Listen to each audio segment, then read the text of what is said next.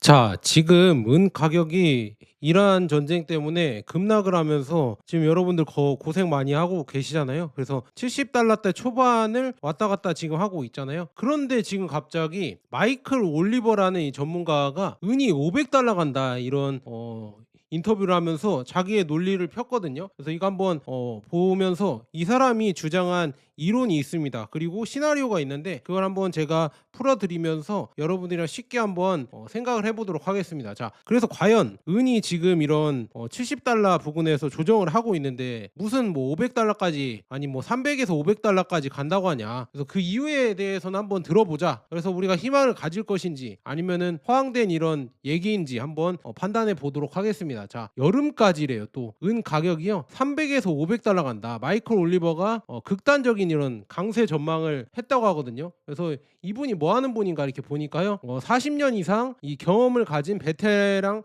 분석가라고 합니다. 그래서 자신의 이 확고한 입장을 계속 고수를 하고요. 그는 은 가격이 포물선이 폭발을 하면서 올해 여름 말까지 온스당 300에서 500달러 도달할 수 있다. 그래서 그의 주요 이유는 뭐냐? 현재 조정은 주요 강세장에서 이렇게 나오는 건강한 조정이다. 그리고 장기 기술 패턴, 이 컵앤핸들을 포함해서 완전히 온전하게 이게 유지되고 있고 기본적인 유인, 구조적 적자, 그리고 급증하는 산업 수요 때문에 이게 어느 때보다 이제 은 가격 상승에 강력하게 작용할 것이다. 그래서 이 사람의 지금 실적을 보자면 마이클 올리버는 1970년대 이 상품 채권 시장에서 경력을 시작한 50년 이상의 이 기술적 분석과 특히 이제 모멘텀 분석을 기반한 리서치를 수행해온 테크니션이에요. 이런 분인데 쭉 한번 보자면 이분이 맞춘 실적이 뭐 있냐. 1987년 주식시장 붕괴를 훨씬 앞서서 정확히 예측했다고 하고요. 그다음에 2015년 16년 저점 있잖아요. 1,050달러, 1,100달러 근처에서 금에 대해 매우 강세적으로 전환을 했다. 그리고 2011년에서 12년 이 주요 근 고점을 정확히 예측하고 수년간 약세를 유지했고요. 그다음에 25년 내내 은에 대해서 강하게 강세적이었으며 100달러 이상의 이 주요 돌파를 정확히 예측했다. 이것까지 예측을 했다고 하거든요. 근데 틀린 점은 조정 기간 동안 단기 타이밍에서 가끔 일찍 부른 것이 있거나 놓친다. 그다음에 그의 2026년 여름까지 300에서 500달러 은 가격 목표는 많은 분석가들에 의해 극단적으로 공격적인 것으로 여겨진다. 그러니까 말도 안 되는 허황된 소리다 이렇게 지금 여겨지고 있다고 하거든요. 그래서 이분이 50년 이상 모멘텀을 분석한 이런 분석가인데요. 철학은 뭐가 있냐? 단기적인 노이즈를 제거하고 거시적 이 구조적 붕괴와 돌파를 포착하면서 더 큰 상승을 예측을 한다고 합니다. 그래서 이분이 뭐 이렇게 모멘텀 분석 뭐 이렇게 하는 원리가 뭐 여러 가지 있는데 뭐 이렇게 이거는 너무 어려우니까 깊게 들어가면 또 어렵잖아요. 그래서 쉽게 이렇게 설명하면서 한번 가보도록 하겠습니다. 여러분들 어려운 건 아닙니다. 그리고 중요한 거는 이 은 가격에 우리가 왜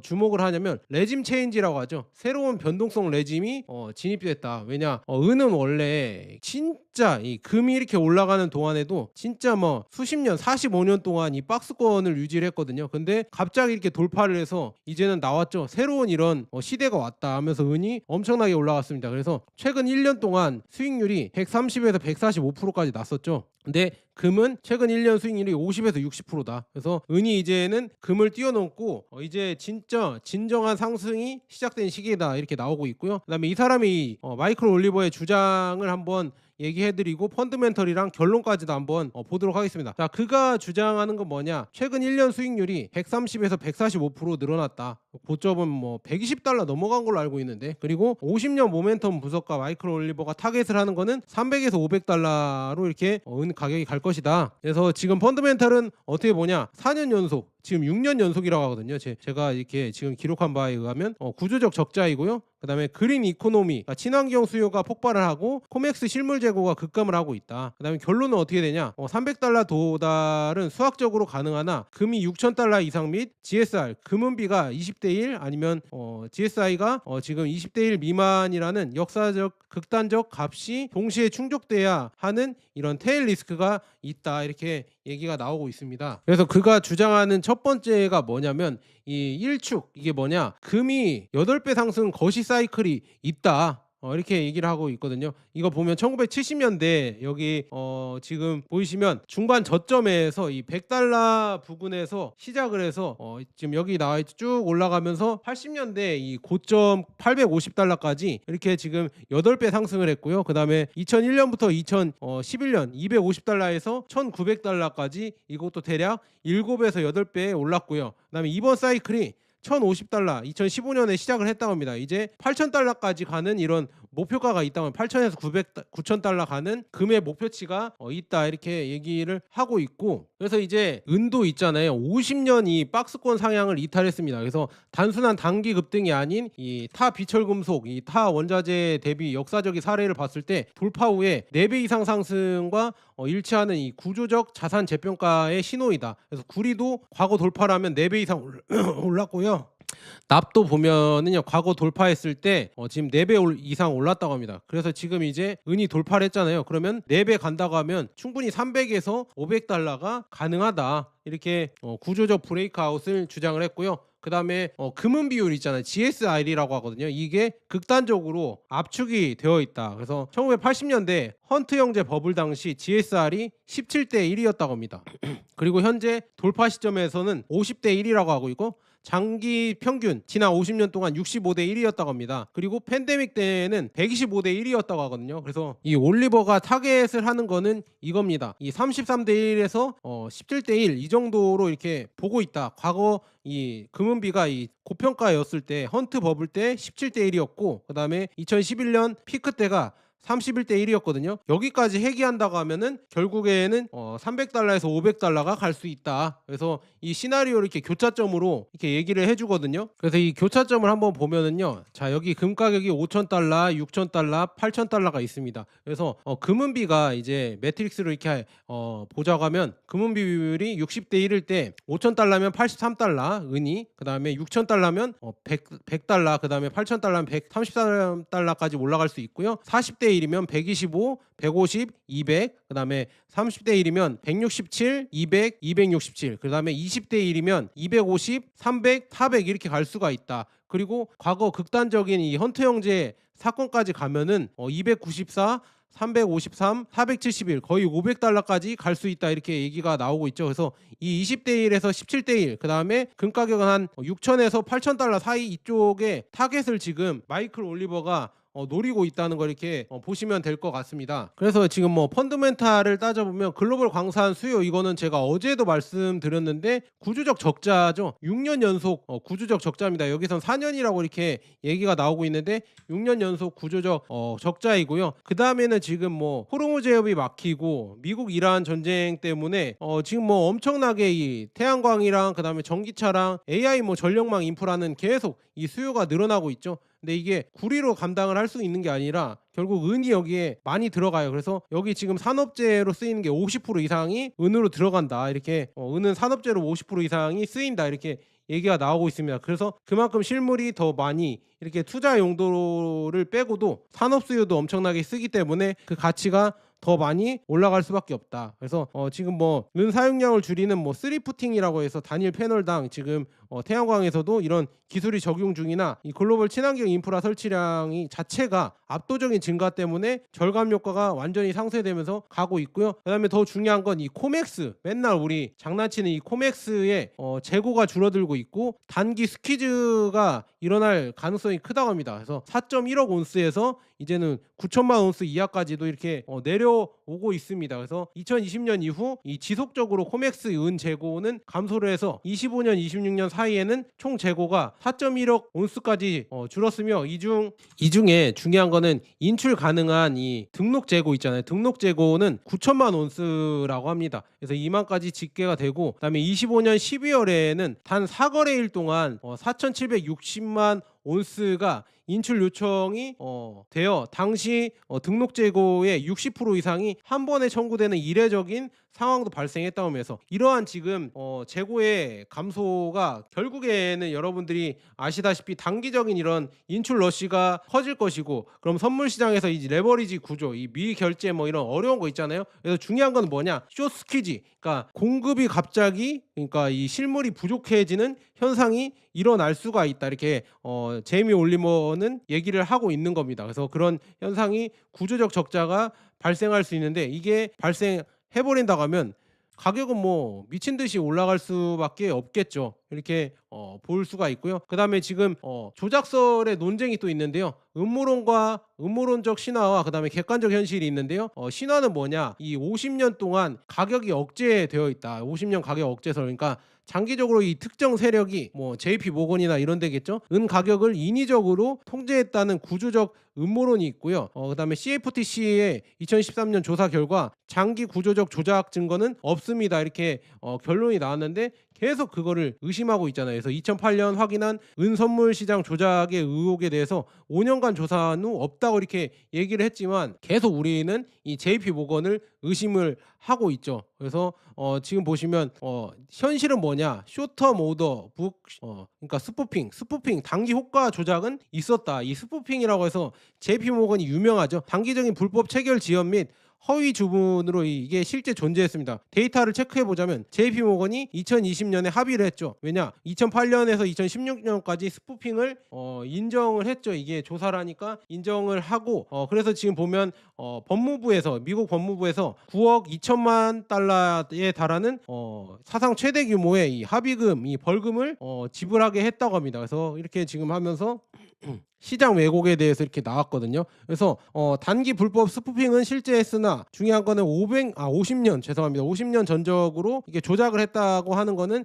이거는 조금 잘못된 얘기다. 이렇게 지금 주요 이렇게 펀더멘탈을 봤을 때 그렇게 볼 수가 있고요. 그럼에도 불구하고 지금 헌트 버블의 메아리가 있죠. 과거 메아리가 있다. 지금 은 가격이 50달러에 도달했을 때 금 가격이 850달러였거든. 헌트 버블 때. 이때가 지금 GSR 그러니까 금은비가 17대 1이었다. 그래서 올리버가 이 정도까지 지금 급등을 하면 충분히 갈 수가 있다. 그러니까 그만큼 지금 금 가격에 따라서 은이 그만큼 상승할 수 있는 이런 모멘텀을 갖고 있다. 이거를 계속 주장을 이번에 하는 거거든요. 헌트 버블을 기초로 해서 이렇게 하고 있고요. 그다음에 사이클 벤치마크는 또 뭐가 있냐? 2011년 랠리도 있고요. 24년, 26년 현재까지 또 랠리가 있습니다. 그래서 지금 보면 2010년에서 2011년 있잖아요. 여기 이때 은 가격은 18달러에서 지금 49달러에서 50달러까지 상승을 했는데요. 같은 시기 동안 금은 1900달러에서 이렇게 올라갔다고 합니다. 1900달러까지 기록을 했고 이때 GSR 비율이 31대 1이었다고 합니다. 여기 나와 있죠. 31대 1이었고요. 그다음에 24년에서 26년 지금 사이클이 시작되고 있죠. 근데 지금 친환경 테크 수요가 급증하고 있고 6년 연속 이 4년이 아닙니다. 6년 연속 실물 적자가 이렇게 심각하게 나오고 있죠. 그러면 현재 도달 수준은 50대 1인데 앞으로 이제 17대 1까지 내려간다고 하면 아니면 31대 1까지 내려간다고 하면은 은 가격은 충분히 2011년보다 더 많이 올라갈 수 있을 가능성이 더 크다. 이렇게 마이클 올리버는 이렇게 예상을 하고 있다고 합니다. 그래서 지금 계속 이 전력망이나 태양광이나 전기차나 이런 수요가 계속 증가하는 거를 볼 수 있다. 이렇게 계속 얘기를 하는 거고요. 그래서 시나리오를 한번 보자면요. 메인스트림 컨센서스는 그러니까 주요 뭐 뱅크 오브 아메리카나 UBS나 메이저 하우스의 기본 전망은 구조적 강세장을 인정하면서 80에서 100달러 정도 2026년에 이렇게 갈 것이다. 이렇게 볼 수 있고요. 월스트리트는 두 자리 수익률과 100달러 안착을 합리적인 궤적으로 평가하고 있고요. 300달러 이상은 메인스트림 베이스라인이 아니다. 극단적인 이런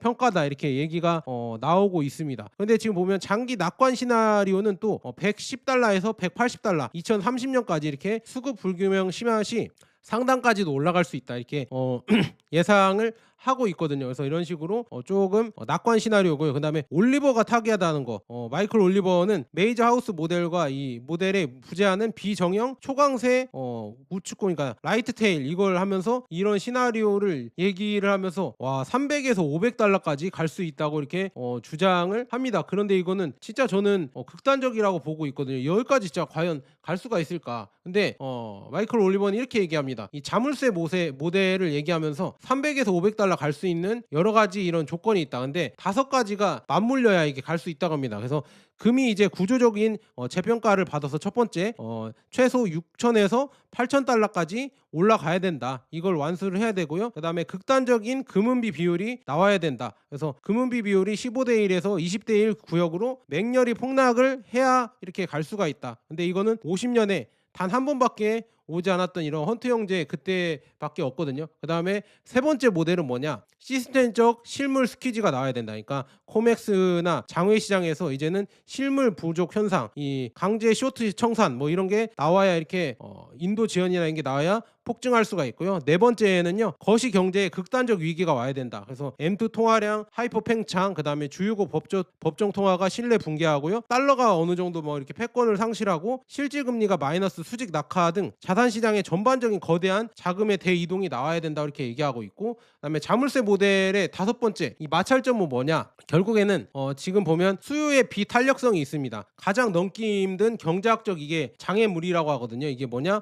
150에서 200달러를 돌파하는 이 초고가 구간에도 태양광 및 전자제품 산업에서 광범위한 대체 소재의 채택이나 수요 파괴가 발생하지 않고 수요가 굳건히 버텨야 한다고 합니다. 네, 현실적인 진단은 고부가 가치 산업은 버틸 수 있으나 전체 수요 증가율은 초고가 이 구간에서 비선형적으로 둔화될 가능성이 압도적으로 높다. 그러니까 이게 쉽지 않다 이렇게 얘기를 하고 있습니다. 그래서 구조적 붕괴 리스크를 보자면 무한한 상승은 없다 이런 식으로 우리는 봐야 될 것 같거든요. 이 가격이란 게 무한정 올라갈 수 없습니다. 특히나 이 은과 같은 이 원자재는요, 결국에는 가격이 천정부지로 올라가 버리면요, 이 실생활에서 힘들어지기 때문에 이 정책 당국에서 개입을 합니다. 이 코맥스나 이런데 CME 거래소가 증거금을 폭증해서 올렸었잖아요. 저번에 120달러 넘어갈 때 증거금도 계속 올렸죠. 그 다음에 포지션도 한도 제한을 걸어버렸었잖아요. 그리고 두 번째로는 이제 막대한 이제 실물 수요가 파괴될 겁니다. 은 가격이 너무 많이 올라 버리면은요, 이제 뭐 전기차나 아니면 태양광 이쪽 가격도 너무 올라 버리죠. 그렇게 된다고 하면은요, 대체 소재 이 구리나 이쪽으로 더 많은 개발을 하거나 아니면은 좀 성능이 딸리더라도 그냥 구리를 쓸 가능성도 많이 커집니다. 그리고 세 번째로는 이 투자자 마진콜 및 연쇄 강제 청산이 있죠. 그래서 이렇게 연쇄적으로 강제 청산이나 마진콜을 당하면 당연히 가격이 하락할 수밖에 없겠죠. 그래서 이런 제동을 걸어줄 수가 있어서 무한정이 뭐 나무가 자라면은 뭐 하늘까지 자랄 수는 없잖아요. 그런 것처럼 300달러 도달 시나리오가 가동되더라도 이 폭발적인 상승 뒤에는 필연적으로 가혹한 제동 장치가 발동하니까, 만약에 여러분들 300달러 이상 갑자기 슈팅을 해버렸다고 하면요, 일부 비중은 줄이는 게 좋겠죠. 여러분들이 갖고 있는 뭐 100% 비중이라고 하면요, 한 진짜 50% 이상은 줄이고 나서 끝까지 나는 홀딩하겠다, 뭐 500달러까지 홀딩하겠다, 그 전략이 제가 투자를 많이 해보면서 느끼는 게 미리 챙겨놓는 게 마음이 편해요. 그리고 500달러까지도 홀딩하기가 더 쉽습니다. 무슨 말인지 아시겠죠? 그래서 과거에 이 조작서사에 매몰되어 이 후행적으로 고레버리지 투자를 단행하는 것은 이 붕괴 국면에서 가장 큰 희생양이 될 수가 있다. 그러니까 아마도 이런 계속 올라가다가 이 증거금 폭증시키고 포지션 한도도 제한시키고 이렇게 하면서 마진콜을 유도하고 연쇄 강제 청산을 시켜버리면 가격이 또 갑자기 급등했다가 급락할 수 있으니까 그걸 여러분들 잘 생각해 보시고요. 금이랑 좀 다르게 은은 이런 좀 성질이 있어서 조심하셔야 된다 이렇게 말씀드리고요. 그래서 우리가 실행 가능한 포트폴리오를 어떻게 해야 될까? 지금 제이미 올리버가 얘기한 300달러 간다고 치면은 일단은 베이스는 코어 홀딩은 현물이나 뭐 저 레버리지는 여러분들, 근데 저는 레버리지 절대 하지 마시라고, 특히나 금과 은은 레버리지 하지 마세요. 뭐 은 2배 레버리지 있긴 있는데 그거 하지 마시고요. 그냥 현물로만 하시고, 그래서 뭐 100달러에서 150달러 구간은 그냥 안정적인 이런 데이터 기반의 이 베이스 코어 홀딩이다 이렇게 생각하시고, 그 다음에 미들은 약간 뭐 여러분들 금은비를 조금씩 보시면서 대응을 하는 시기라고 볼 수가 있습니다. 그래서 40 이하 압축 시에 금으로 스와프해서 변동성을 해지를 해라. 그러니까 금은비를 보시고요. 금은비가 이제 40대 1까지 나왔다 하면은 이제는 금으로 이제 다시 금으로 여기를 돌아가야 되나? 금으로 돌아가야 되겠죠. 그래서 금으로 이렇게 조금 여러분들이 스왑을 해서 변동성을 해지시키고, 그다음에 여기 300달러 이상으로 폭증을 했다 그러면은 여러분들의 계좌에서 이제 극히 제한된 비중만 할당하고 그 다음에 이제 끝까지 한번 가보는 거죠. 근데 이거는 어느 정도 비중을 많이 덜어내야 된다. 그래야 여러분들이 그래도 안정적으로 수익을 볼 수 있는 이런 투자법이다. 그래서 제이미 올리버도 이렇게 여러분들에게 제이미 올리버, 마이클 올리버도 이렇게 얘기를 하는 거고요. 그래서 이제 최종 결론은 이 현실과 테일 리스크가 있는데요. 현실의 궤적은 어느 정도 되냐? 그냥 $100에서 한 $200 정도 가지 않을까 이렇게 뭐 금융가나 아니면 전문가들이 예상하고 있거든요. 그래서 은혜 이 구조적 강세장 뭐 4년 누적 적자 지금 6년이 된다고 하고 있고요. 그다음에 청정 에너지 이 신재생 에너지의 수요 폭발 그다음에 실제하는 데이터가 이렇게 있기 때문에 $150에서 $200 테스트는 충분히 현실성 있는 투자의 궤적이다 이렇게 나오고 있고요. 근데 올리버의 시나리오는 $300에서 $500입니다. 그래서 극단적으로 이게 매크로가 붕괴되고 그다음에 금의 역사적 폭등, 그다음에 유례없는 수급 스퀴즈가 동시에 터질 때에만 열리는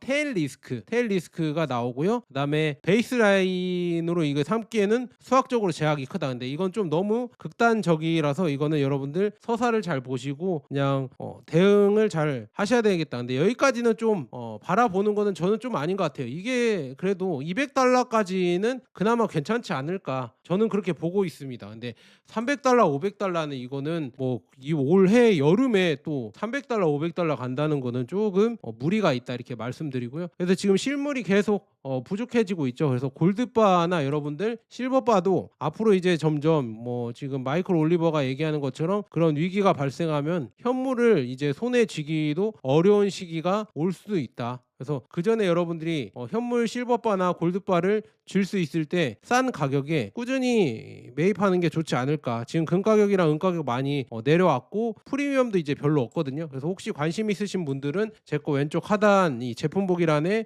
실버바랑 골드바 링크 있으니까요. 한 번씩 가시고 그냥 가격 검색 한번 해보세요. 그 다음에 다른 것도 있으니까 책이나 아니면 다른 제품들도 여러분들 이 링크 들어가셔서 쿠팡인데 다른 거 사주셔도 저한테 도움이 되니까 한 번씩 부탁드리고요. 자, 그래서 오늘 지금 마이클 올리버가 은이 $500까지도 갈 수 있다. 여름까지 여름 말 올해 여름 말까지 이런 얘기를 해서 과연 그게 맞는지 한번 이렇게 테스트를 해봤습니다. 자, 여기까지 좋은 버나드였고요. 여러분 구독과 좋아요 알람 설정 꼭 부탁드립니다. 감사합니다.